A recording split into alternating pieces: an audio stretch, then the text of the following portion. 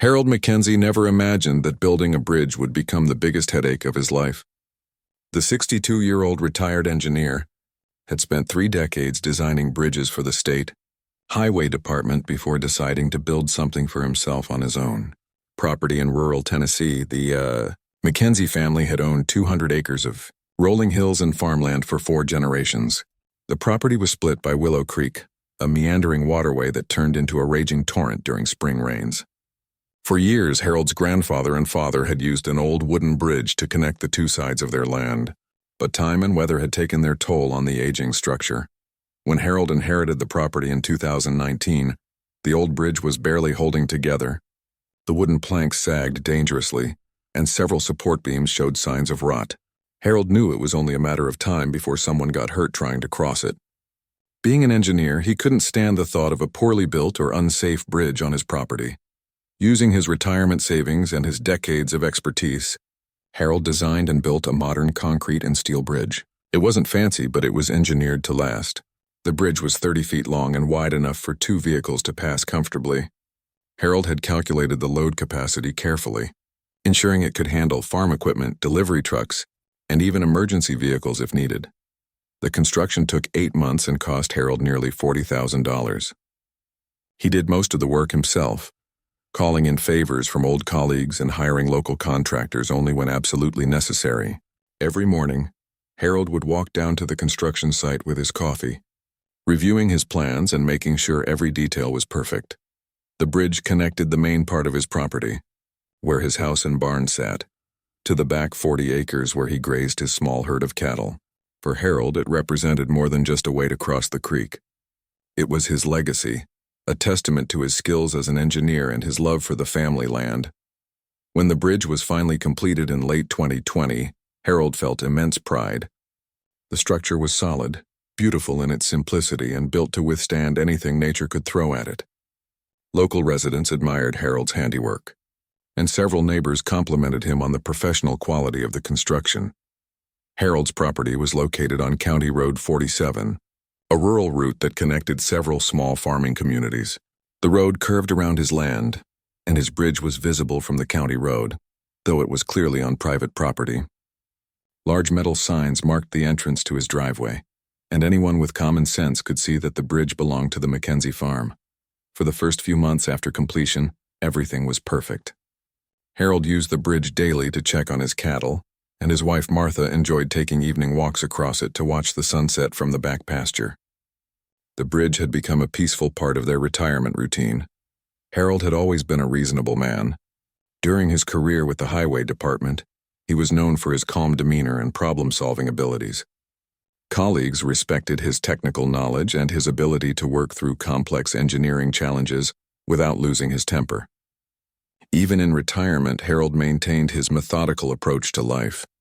The Mackenzie farm had always been a good neighbor to the surrounding community. Harold's father had allowed local hunters to use the back pasture during deer season, and Harold continued the tradition. When neighbors needed help with farm equipment or had emergencies, the Mackenzie family was always willing to lend a hand. Harold believed in property rights, but he also believed in being neighborly. If someone had a legitimate need to use his bridge, he probably would have considered it. But that's not how things played out. The trouble started on a rainy Tuesday morning in March 2021. Harold was in his kitchen, enjoying his morning coffee and reading the local newspaper, when he heard the rumble of heavy diesel engines. Looking out his window, he was shocked to see 2 massive cement trucks crossing his bridge without permission. The trucks were clearly overloaded, carrying full loads of concrete mix.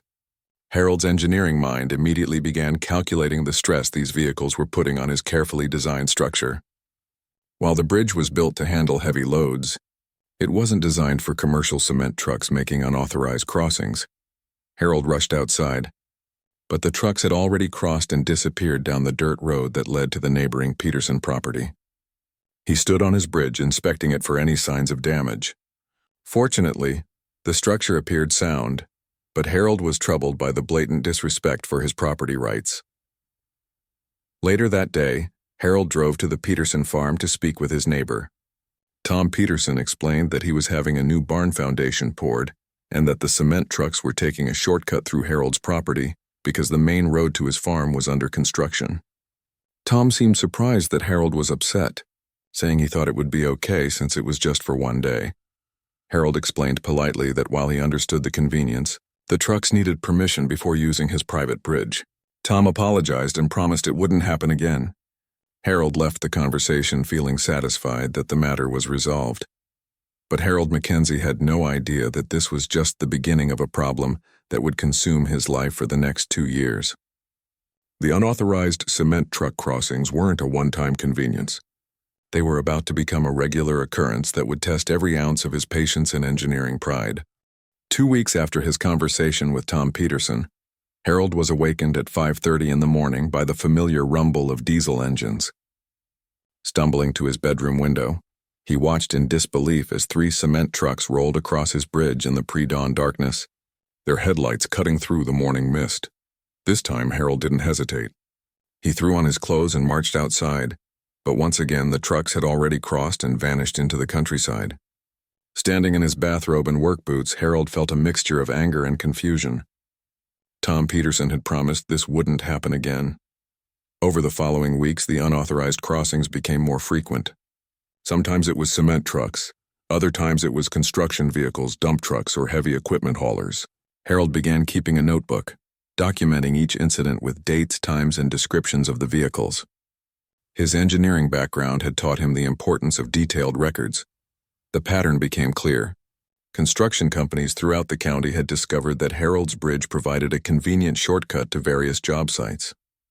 The main county roads often had weight restrictions, construction delays, or longer routes that cost time and fuel. Harold's Bridge had become an unofficial part of the local transportation network. Harold's wife, Martha, grew increasingly concerned about her husband's rising stress levels. She watched him patrol their property multiple times a day, checking for damage to the bridge and looking for signs of unauthorized vehicles. The peaceful retirement they had planned was being disrupted by constant worry about trespassers. The physical impact on the bridge was becoming noticeable. While Harold had built it to last, the constant stream of overweight commercial vehicles was taking its toll. Small cracks appeared in the concrete approaches, and the expansion joints showed signs of premature wear. Harold calculated that the bridge was experiencing 10 times more heavy traffic than he had designed it for. More troubling than the physical damage was the complete disregard for his property rights. Harold had posted private property and no trespassing signs at both ends of the bridge, but they were routinely ignored. Some drivers even had the audacity to wave at Harold when they spotted him watching from his house. Harold decided to take a more direct approach. He began positioning himself at the bridge during peak construction hours, attempting to intercept unauthorized vehicles before they could cross. The encounters were always the same. Drivers would claim they didn't know it was private property, promise it wouldn't happen again, and ask if they could just finish this one delivery. One particularly frustrating morning, Harold confronted a cement truck driver who was making his 3rd unauthorized crossing that week. The driver, a young man named Danny, seemed genuinely confused by Harold's anger. "Look, old man," Danny said, "everybody uses this bridge. It's been like this for months. We're not hurting anybody." Harold explained that it was his private property and that the unauthorized use was damaging his bridge. Danny laughed and pointed to the structure. "That thing's built like a tank. A few trucks aren't going to hurt it." "That's not the point," Harold replied, his voice rising. "This is my property and you don't have permission to be here." Danny shrugged and climbed back into his truck. "Take it up with my dispatcher," he said, and drove across the bridge anyway, leaving Harold standing helplessly in the road. Harold called the construction company that employed Danny, but the conversation was equally frustrating. The dispatcher acknowledged that the driver shouldn't be using private property, but explained that time was money in the construction business. "Your bridge saves us an hour round trip," the dispatcher said. "Can't we work something out?" When Harold suggested they could discuss compensation for the use of his bridge, the dispatcher's tone changed. "We're not paying to use some farmer's bridge," he said. "There are plenty of other routes, but the other routes weren't as convenient, and the unauthorized crossings continued." Harold contacted the county sheriff's department, hoping law enforcement could help resolve the situation. Deputy Sarah Collins was sympathetic, but explained the practical limitations of enforcement. Mr. Mackenzie, I understand your frustration, but we can't station a deputy at your bridge 24 hours a day. Unless you catch someone in the act and call us immediately, there's not much we can do. Harold asked about filing trespassing charges, but Deputy Collins explained that most judges were reluctant to prosecute construction workers who claimed they were just trying to do their jobs. It's a civil matter, she said. You might need to consider a lawyer. The legal consultation was equally discouraging. Attorney Robert Hayes listened to Harold's story and reviewed his documentation, but warned that litigation would be expensive and time-consuming. You could seek an injunction, Hayes explained, but enforcing it would still be problematic, and construction companies have good lawyers too. Harold felt trapped in a system that seemed designed to protect everyone except property owners. The construction industry operated on tight schedules and narrow profit margins, making Harold's bridge an irresistible shortcut. Law enforcement was stretched thin and couldn't provide constant surveillance. The legal system was slow and expensive, favoring those with deep pockets and teams of attorneys. Meanwhile, the unauthorized use of his bridge was accelerating. Word had spread throughout the construction community that Harold's bridge was available and that the old man who owned it was all bark and no bite. Some drivers had become so comfortable using the bridge that they would stop their trucks on Harold's property to eat lunch or make phone calls. Harold's daily routine had become consumed by bridge patrol. He would wake up early and position himself where he could watch for unauthorized vehicles. When he spotted trespassers, he would confront them, document the incident, and contact the appropriate authorities. The cycle was exhausting and seemingly endless. Martha began encouraging Harold to consider building a fence or gate to block access to the bridge, but Harold resisted the idea. Why should I have to fortress my own property, he asked. What happened to basic respect for property rights? The breaking point was approaching, though Harold didn't realize it yet.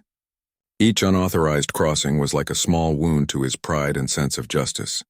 The cumulative effect of months of disrespect and disregard was building. Pressure inside the normally calm and methodical engineer Harold Mackenzie had spent his career solving problems through careful analysis and systematic approaches. But this problem seemed immune to rational solutions, and Harold was beginning to realize that traditional methods weren't going to work. The construction companies had calculated that the convenience of using his bridge outweighed the minimal risk of consequences. They had made one critical miscalculation. They had underestimated the determination of a retired engineer who had reached the end of his patience. Harold Mackenzie was not a man who gave up easily. Despite the mounting frustration, he decided to exhaust every possible legal and diplomatic solution before considering more drastic measures. His engineering background had taught him that every problem had a solution. It was just a matter of finding the right approach. His first stop was the county planning office, where he met with Director Janet Walsh. Harold hoped that local government might have authority over commercial vehicle routing, or could help establish his bridge as off-limits to unauthorized traffic.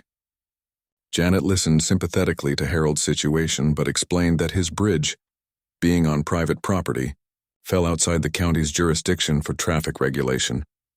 Have you considered installing a gate? Janet asked, echoing his wife's earlier suggestion. Harold explained his philosophical objection to having to fortify his own property.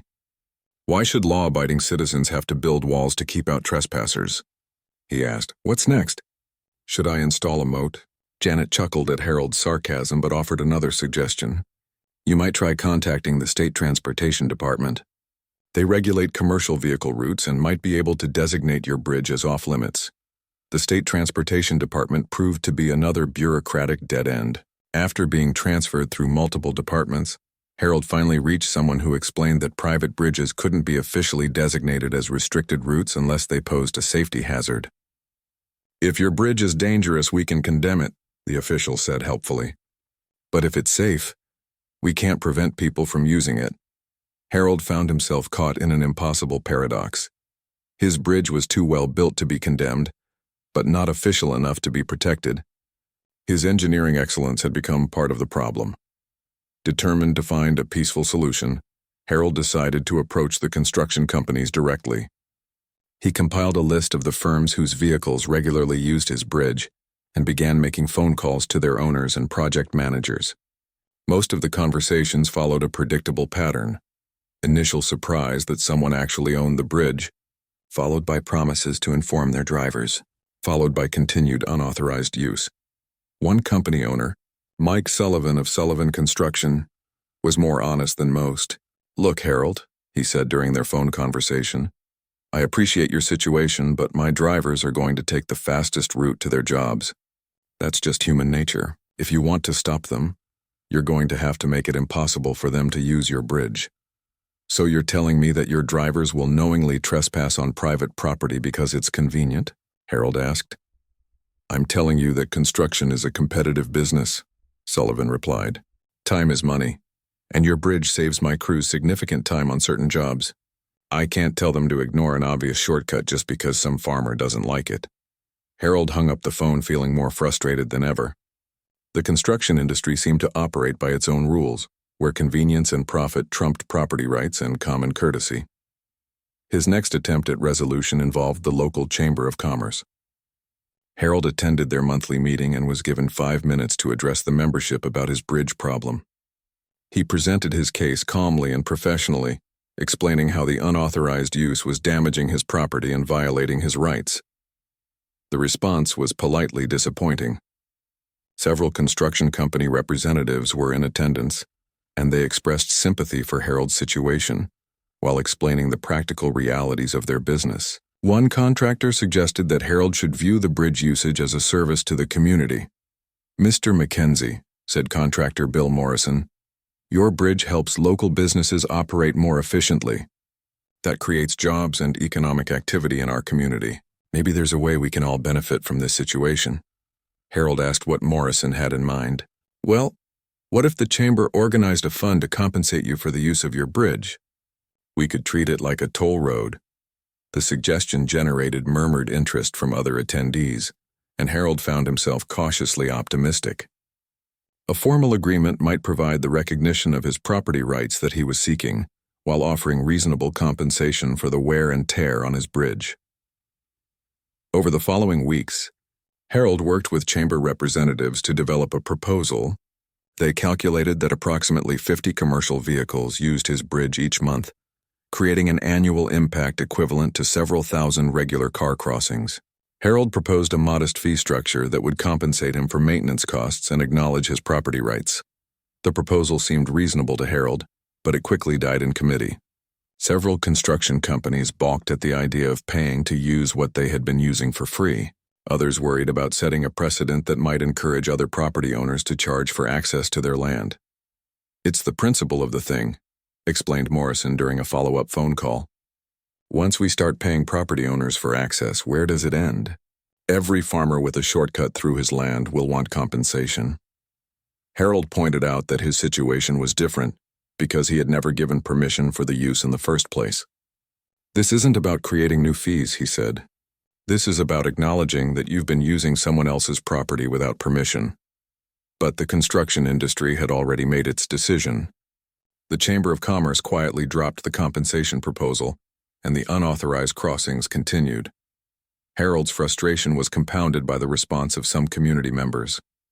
At the local diner, he overheard conversations suggesting that he was being unreasonable. "Old Harold's got his shorts in a twist over some trucks using his bridge," one patron said.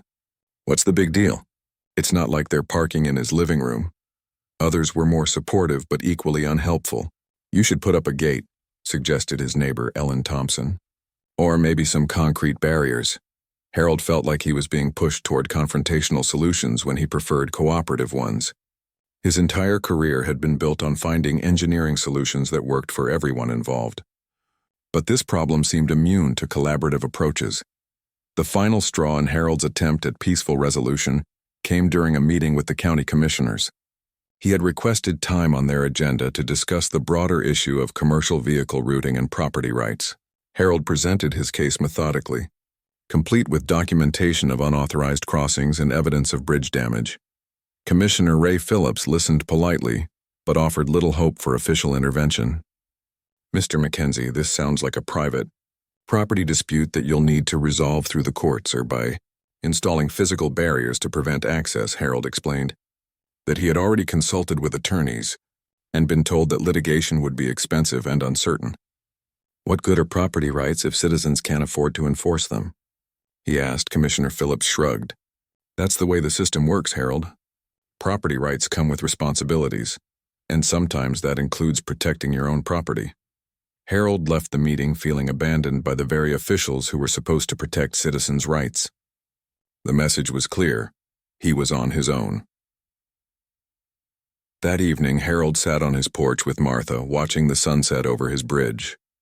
The structure that had once filled him with pride was now a source of constant stress and frustration. He had tried reasoning, negotiating, legal consultation, bureaucratic intervention, and community mediation. Nothing had worked. Maybe it's time to consider other options, Martha said gently. Harold nodded slowly. He was beginning to realize that his engineering mindset, which favored systematic and cooperative solutions, was ill-suited to dealing with people who simply didn't care about rules or property rights. The construction companies had calculated that the benefits of using his bridge outweighed the minimal risks of consequences.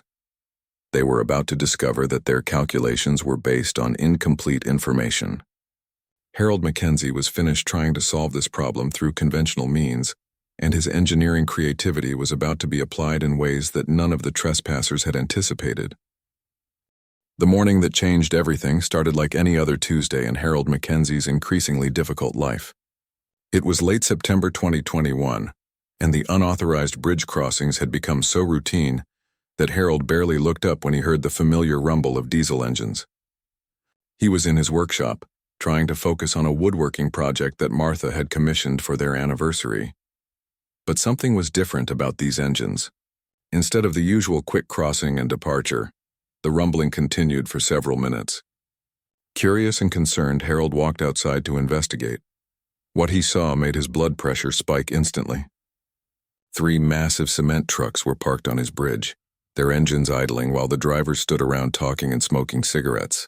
They were treating his private property like a truck stop, completely blocking access to his own land. Harold marched toward the bridge, his anger building with each step. As he got closer, he could see that the trucks were not just parked randomly. They were positioned to completely block both lanes of his bridge. The drivers had turned his property into their personal break area. "Excuse me," Harold called out as he approached the group. "You need to move these trucks immediately. This is private property." The 3 drivers turned to look at him, and Harold was struck by their complete lack of concern. These weren't nervous workers who had accidentally trespassed. They were men who felt entitled to use his property however they pleased. The apparent leader of the group, a heavy-set man in his 40s wearing a Sullivan construction cap, grinned at Harold. "Relax, old-timer. We're just taking a break before we head to the Peterson job site." "You're taking a break on my private property," Harold replied, his voice getting louder. "And you're blocking my access to my own land." Another driver, younger with tattoos covering his arms, laughed. "Your land? This bridge has been here forever. Nobody owns a bridge." Harold felt his carefully maintained composure beginning to crack. "I built this bridge with my own hands and my own money. It's on my property and you don't have permission to be here." The third driver, a thin man who looked to be in his 20s, flicked his cigarette into Willow Creek. "Whatever, Gramps. We'll be out of here in a few minutes." "You'll move right now," Harold demanded, "or I'm calling the sheriff." The Sullivan construction driver laughed. "Go ahead and call them. By the time they get here, we'll be gone. And they can't do anything anyway. We're just using a road." "This is not a road," Harold shouted, his engineer's precision giving way to raw frustration. "This is my bridge on my property." The young driver with tattoos stepped closer to Harold, and his tone turned threatening. "Look, old man, we've got a job to do. You need to back off and let us do it." Harold stood his ground despite being outnumbered and outweighed. "You need to move these trucks now." That's when the situation escalated beyond anything Harold had experienced before. The heavy-set Sullivan driver walked to his truck and returned with a clipboard. "You know what? I'm tired of dealing with this crazy old coot every week. Let me call my supervisor and see if we can have him arrested for interfering with our work." Harold watched in disbelief as the driver made a phone call, apparently to his company's office. "Yeah, it's Danny. We've got that nutcase farmer here again trying to stop us from using the bridge. Can you call the cops and have him removed for interfering with commerce?" The audacity of the request was staggering. These men were trespassing on Harold's property, blocking his bridge with their trucks, and now trying to have him arrested for objecting to their behavior. While Danny was on the phone, Harold noticed something that made his heart sink. The youngest driver was urinating against one of the bridge supports, treating Harold's carefully engineered structure like a roadside rest area. When Harold protested, the young man laughed and continued what he was doing. "You got some nerve," Harold said, his voice shaking with rage. The tattooed driver finished relieving himself and zipped up his pants. "What are you going to do about it, Gramps? You going to fight all three of us?" Harold realized that these men saw him as a harmless old man, whose protests could be safely ignored. They had calculated that he was all talk and no action, just like several construction companies had concluded over the past months. Danny finished his phone call and walked back to Harold with a smug expression. "Good news, old-timer. My supervisor says you're interfering with legitimate business operations. He's calling the sheriff's department to report you for harassment." Harold felt the world spinning around him. These trespassers were trying to have him arrested on his own property for defending his own rights. The complete inversion of justice and common sense was more than his orderly engineer's mind could process. "You're trespassing," Harold said, his voice barely controlled. "You're on my property without permission, blocking my bridge, and now you're trying to have me arrested." "We're using a public thoroughfare," Danny replied confidently. "This bridge connects two public roads, which makes it part of the public transportation system." Harold knew this was complete nonsense, but he also knew that these men believed their own twisted logic. They had convinced themselves that convenience and repetition had somehow transformed his private property into public infrastructure. The final insult came when the young driver who had urinated on the bridge support walked over to Harold's private property sign and deliberately knocked it over. "Oops," he said with a grin. "Guess your sign fell down." Something inside Harold Mackenzie finally snapped. This wasn't about money or maintenance costs or even property rights anymore.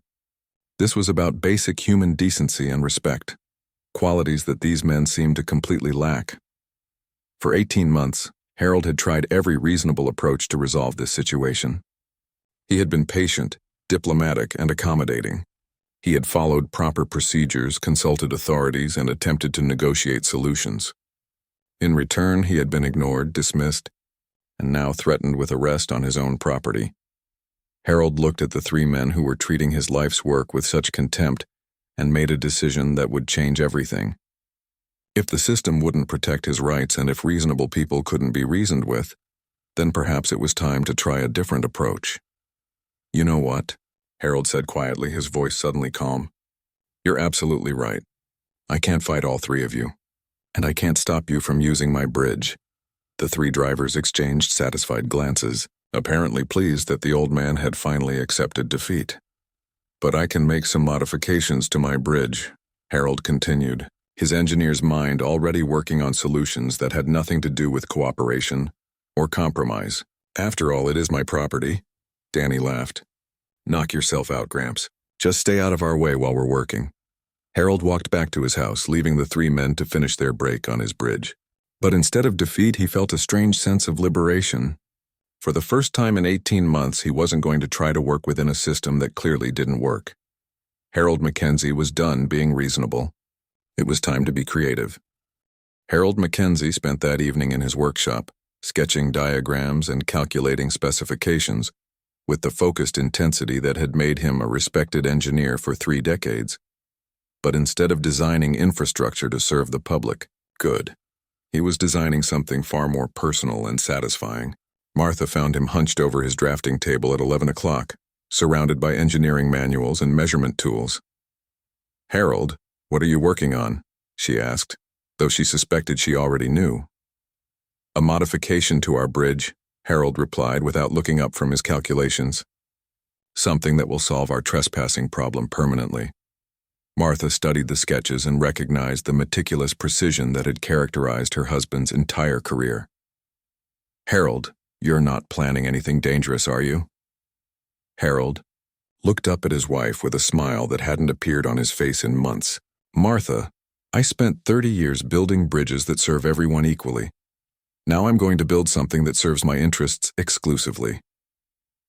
The next morning, Harold drove to the county seat and filed permits for bridge maintenance and safety improvements. The paperwork was routine for a civil engineer, and the county clerk processed it without questions. Harold's reputation in the engineering community meant his submissions were rarely scrutinized. Harold's plan was elegantly simple. He would install a hydraulic lift section in the center of his bridge. From the outside, it would look like normal bridge decking, but Harold would have the ability to raise a 10-foot section of roadway, creating an impossible gap for vehicles trying to cross without permission. The engineering challenge was significant, but not insurmountable. Harold had designed movable bridge sections for the State Highway Department, including drawbridges and lift spans for marine traffic. Scaling the concept down to his private bridge would require careful calculation and precise installation, but it was well within his capabilities. Harold ordered the materials through his old contacts in the construction industry, listing them as supplies for routine bridge maintenance. The hydraulic system came from a company that specialized in industrial lifting equipment. To anyone watching, it appeared that Harold was simply upgrading his bridge's infrastructure. The installation took 2 weeks of careful work. Harold had learned to time his construction activities to avoid the peak hours when unauthorized vehicles typically crossed his bridge.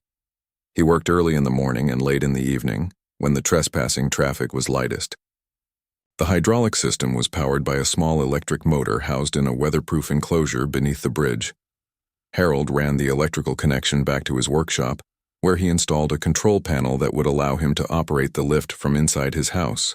The entire system was designed to be virtually invisible when not in operation. Harold tested the system multiple times before putting it into active use. The lift section raised smoothly and silently, creating a 6-foot gap that no vehicle could cross. When lowered, the roadway appeared completely normal, with only minimal seams visible to someone who knew what to look for. The engineering precision that Harold brought to the project extended to every detail. He installed sensors that would detect approaching vehicles and automatically activate a warning system. Anyone trying to cross the bridge would trigger flashing lights, and a recorded message explaining that the bridge was private property, and that passage required permission from the owner. Harold's first opportunity to test his system came on a Thursday morning when he spotted a familiar Sullivan Construction cement truck approaching his bridge. He watched from his workshop window as the truck triggered the warning system, causing the driver to slow down and look around in confusion. Harold activated the lift, and the center section of his bridge rose smoothly into the air. The cement truck came to a complete stop at the edge of the gap, its driver staring in disbelief at what had been a solid roadway just moments before. Harold walked out to meet the driver, who turned out to be Danny, the same man who had threatened to have him arrested the previous month. Danny was standing beside his truck, looking at the raised bridge section with his mouth open. "Morning, Danny," Harold said pleasantly. "I see you're trying to use my bridge again." Danny pointed at the gap in the roadway. "What the hell is that?" "That's a movable bridge section," Harold explained calmly. "It's a safety feature designed to prevent unauthorized vehicles from crossing my private property." "You can't do that," Danny sputtered. "This is a public road," Harold smiled. "Actually, Danny, this is my private bridge on my private property, and I can modify it however I see fit, as long as I follow proper engineering standards and safety protocols." Danny pulled out his phone, apparently planning to call his supervisor, but Harold continued talking. "I should mention that if you'd like to use my bridge, I'm willing to discuss terms. I charge $50 per crossing for commercial vehicles, payable in advance." $50? Danny's voice rose to a near shout. "That's highway robbery." "No," Harold corrected. "Highway robbery would be using someone else's property without permission. This is a legitimate toll for using private infrastructure." Danny tried several approaches to convince Harold to lower the bridge section. He claimed he was running late for an important job. He threatened to report Harold to various authorities. He even offered to pay $25 for the crossing. Harold listened patiently to each argument and then explained that his bridge was closed to unauthorized traffic. "You have 2 options, Danny. You can pay the $50 toll or you can find another route." Danny eventually drove away, muttering threats and curses that Harold ignored completely. Harold lowered the bridge section and returned to his workshop, where he made the first entry in a new logbook. "Unauthorized crossing prevented. System functioning perfectly." Word of Harold's bridge modification spread quickly through the construction community. By the end of the week, Harold had prevented a dozen unauthorized crossings and collected toll fees from 3 drivers who decided that $50 was cheaper than finding alternative routes. The response from the construction companies was swift and predictable. Harold received angry phone calls from supervisors demanding that he remove his illegal barrier. He was threatened with lawsuits and complained about to various government agencies. Harold calmly explained to each caller that his bridge was private property and that he had every right to control access to it. When threatened with legal action, he provided his attorney's contact information and suggested they discuss the matter with him.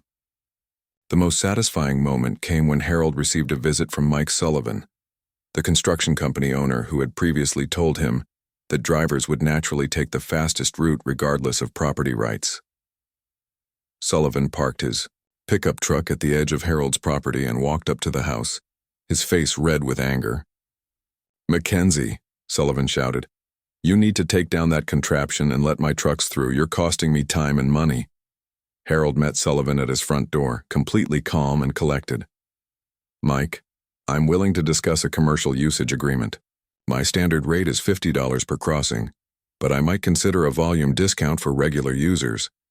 "I'm not paying you anything," Sullivan replied. "My trucks have been using this bridge for months." "Yes," Harold agreed.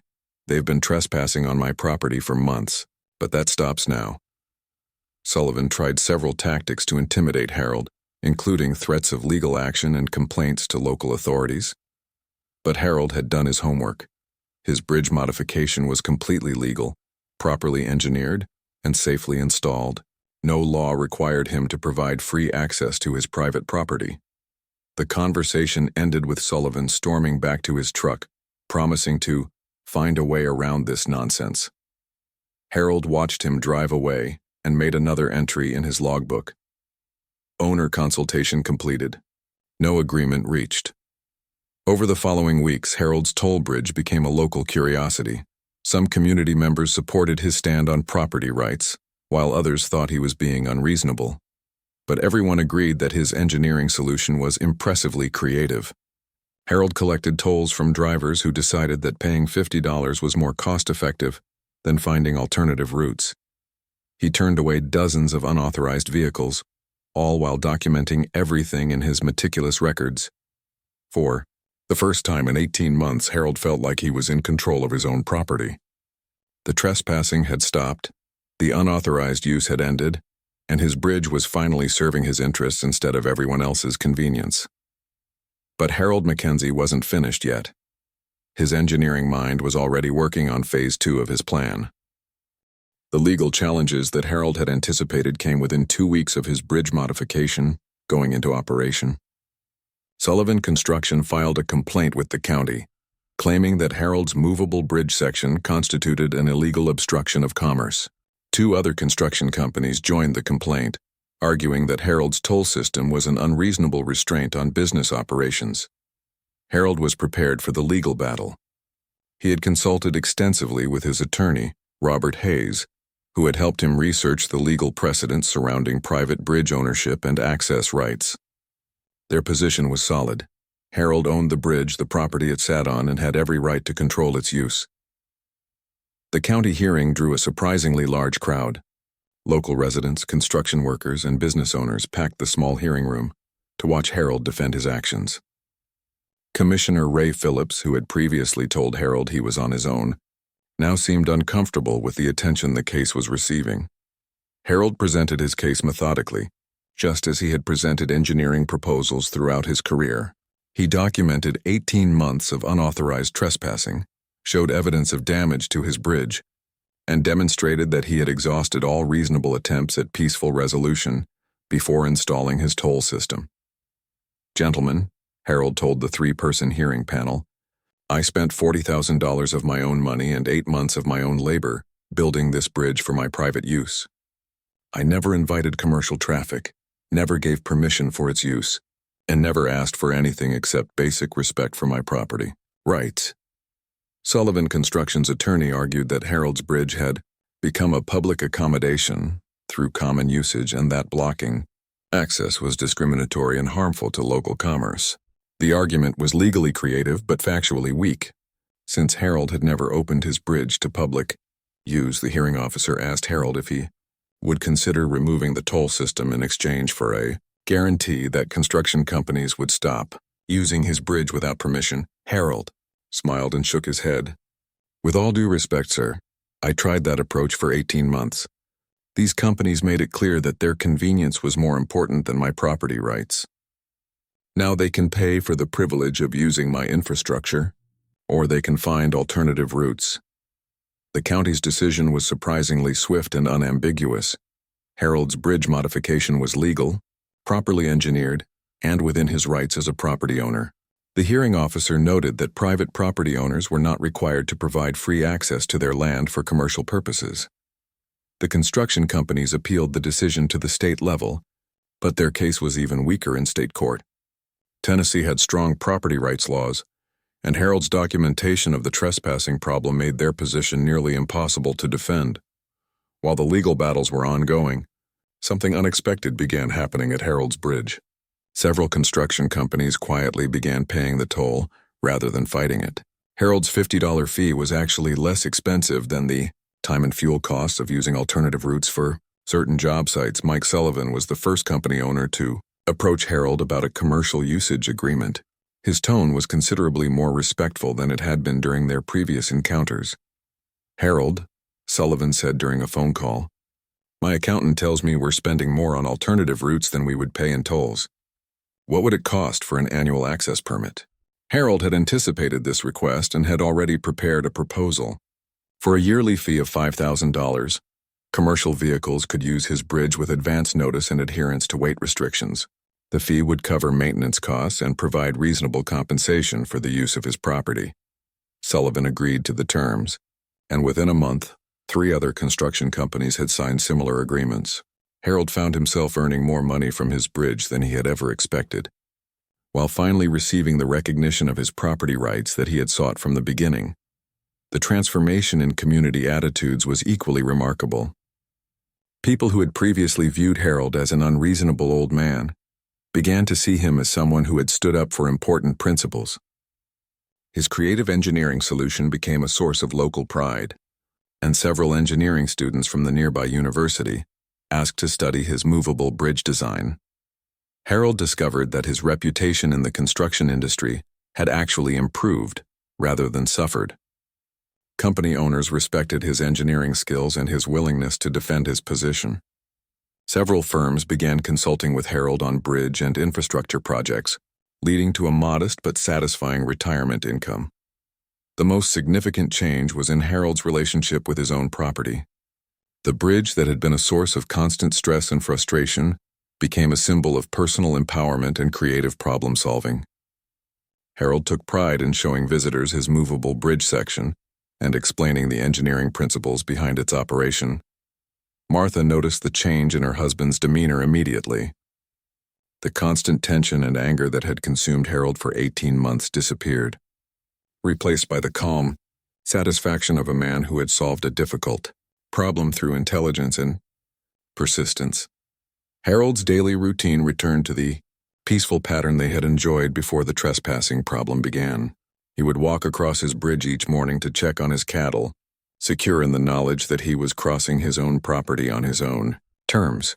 The few unauthorized vehicles that still occasionally approached Harold's bridge provided moments of satisfaction rather than frustration. Harold would activate his warning system, raise the bridge section, and politely explain the toll system to confused drivers. Most left without argument, understanding that they were clearly dealing with someone who had thought through every aspect of the situation. 1 year after installing his movable bridge section, Harold received an unexpected visitor. Danny, the Sullivan construction driver who had been among the most disrespectful trespassers, knocked on Harold's door on a Saturday morning. "Mr. Mackenzie," Danny said, clearly uncomfortable, "I wanted to apologize for how I acted that day on your bridge. I was out of line, and I'm sorry." Harold invited Danny into his kitchen for coffee and listened as the younger man explained how the bridge incident had affected him. "I kept thinking about what you said about building that bridge with your own hands and money. I never thought about it being someone's personal property. Danny had used the experience as a learning opportunity, eventually starting his own small construction company, with a focus on respecting property owners and community relationships. He asked Harold if he would consider serving as a reference for his new business, and Harold agreed. The conversation with Danny helped Harold realize that his bridge modification had accomplished more than just stopping unauthorized traffic. It had forced people to think about property rights, personal responsibility, and the importance of treating others with respect. 2 years after the bridge incident began, Harold Mackenzie had achieved everything he had hoped for and more. His property rights were respected, his bridge was generating income, and his engineering reputation was stronger than ever. The trespassing problem that had consumed his life for 18 months was completely resolved. Harold still maintained his movable bridge system, though he rarely needed to use it anymore. The authorized users knew to call ahead, and unauthorized vehicles had learned to avoid his property. The warning system and toll collection had become routine operations that required minimal attention. Looking back on the entire experience, Harold realized that his initial attempts at peaceful resolution had been necessary and appropriate, even though they had failed. He had exhausted every reasonable option before taking more dramatic action, which had strengthened his legal and moral position when challenges arose. The story of Harold Mackenzie's bridge became a local legend, told and retold in coffee shops and construction sites throughout the county. Some versions painted Harold as a hero defending property rights, while others portrayed him as a clever engineer who outsmarted an entire industry. Harold preferred a simpler interpretation. He was a man who had solved a problem using the tools and knowledge available to him. When conventional approaches failed, he had applied his engineering creativity to develop an unconventional solution. As Harold sat on his porch each evening, watching the sunset over his bridge, he felt the deep satisfaction that comes from standing up for important principles and seeing them vindicated. His bridge stood as a testament to the power of individual determination and creative thinking. Harold Mackenzie had learned that sometimes the best way to build bridges with people is to first establish clear boundaries about your own property.